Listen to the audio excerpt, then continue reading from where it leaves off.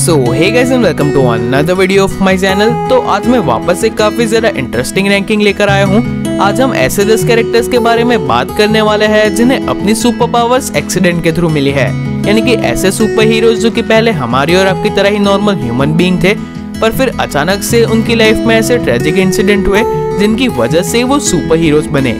और ऐसे कई सारे कैरेक्टर्स हैं, इतने सारे कि मैं सीरीज के कैरेक्टर्स को नहीं ले पाया, जैसे कि डेयरडेविल, लूक केज या फिर बीस्ट बॉय, जिन्हें अपनी पावर्स एक्सीडेंट के थ्रू मिली है। और आज के वीडियो में हम ऐसे ही कैरेक्टर्स को लेंगे जो कि हमें मूवीज में दिख चुके हैं। So now without wasting any more time, चलिए वीडियो को शुरू करते हैं।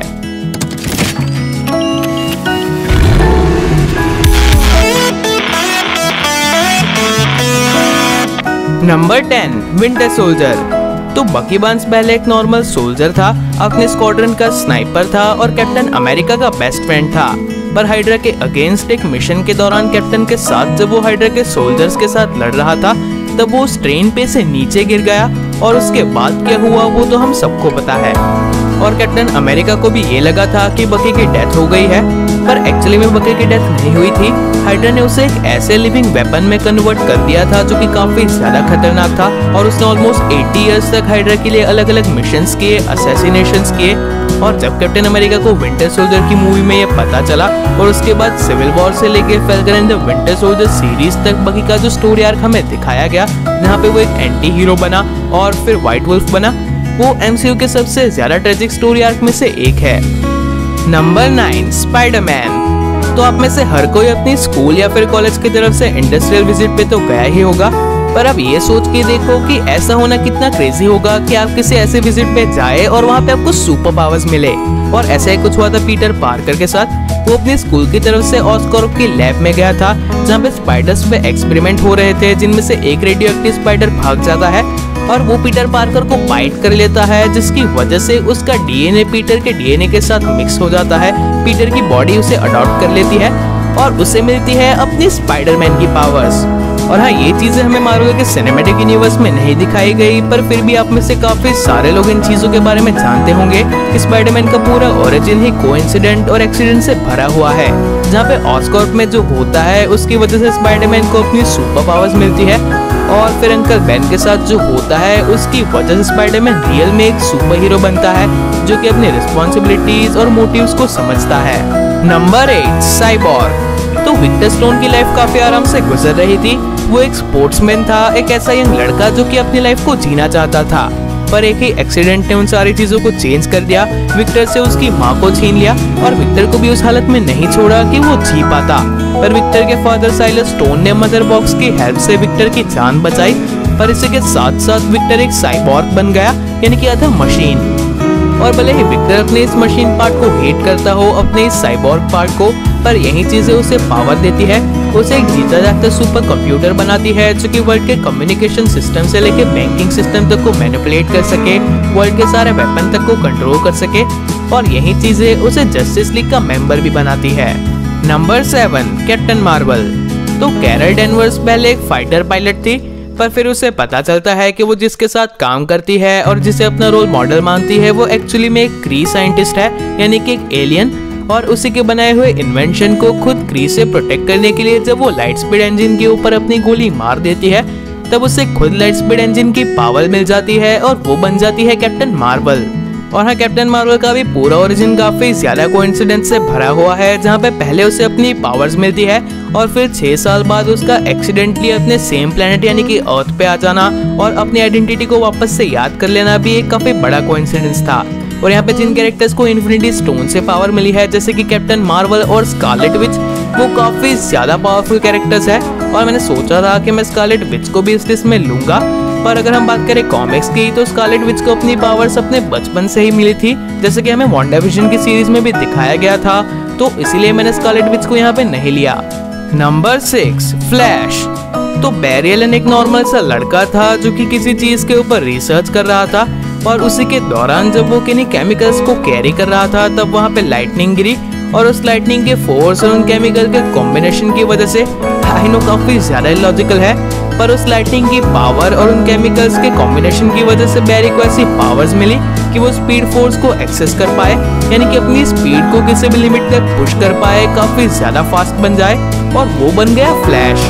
और हाँ, अगर जैक स्नाइडर की जस्टिस लीग में एक ही चीज मुझे सबसे ज्यादा मिसिंग लगती है तो वो ये है कि वहाँ पे साइबोर्ग की तरह ही फ्लैश का ओरिजिन हमें नहीं दिखाया गया। पर ऐसे न्यूज है कि आने वाली फ्लैश की सोलो मूवी में इस चीज को हमें दिखाया जाएगा। और वैसे भी फ्लैश की पावर यानी कि स्पीड फोर्स को समझना या फिर उसके टाइम ट्रैवल और उसके ओरिजिन को समझना काफी ज्यादा कॉम्प्लिकेटेड है। तो चीजों को ज्यादा एक्सटेंड ना करते हुए और आने वाली मूवी को स्पॉइल ना करते हुए चलिए बढ़ते हैं नेक्स्ट कैरेक्टर के ऊपर। Number 5, Hulk. तो ब्रूस बैनर एक साइंटिस्ट था जो कि ऐसे वेपन्स को बनाने के ऊपर एक्सपेरिमेंट कर रहा था जो गामा एनर्जी के ऊपर बेस्ड हो। पर वहाँ पे एक एक्सीडेंट हुआ, एक बड़ा सा एक्सप्लोजन हुआ और ब्रूस आ गया गामा एनर्जी के कांटेक्ट में और उसे ऐसी सुपर पावर मिली कि वो कभी भी एक जायंट काफी ज्यादा पावरफुल डिस्ट्रक्टिव मॉन्स्टर में कन्वर्ट हो सकता है, जिसे नाम दिया गया हल्क। और हम मार्वल के सिनेमैटिक यूनिवर्स में भी हमें हल्क के ओरिजिन को नहीं दिखाया गया और कॉमिक बुक में भी हल्क के ओरिजिन के साथ कहीं बार छेड़छाड़ हो चुकी है, जैसे कि हल्क के फादर ने हल्क के ऊपर कुछ एक्सपेरिमेंट किए थे, उसी की वजह से हल्क उस ब्लास्ट को सस्टेन कर पाया, या फिर हल्क के पावर का सोर्स किसी और डायमेंशन से है। पर कुल मिला के बात इतनी है कि गामा बॉम्ब का ब्लास्ट हुआ और उस चीज ने हल्क को भी एक गामा बॉम्ब में कन्वर्ट कर दिया जो कि कभी भी फट सकता है। और जब हल्क फटता है तब एक ही ऑप्शन होता है, रन।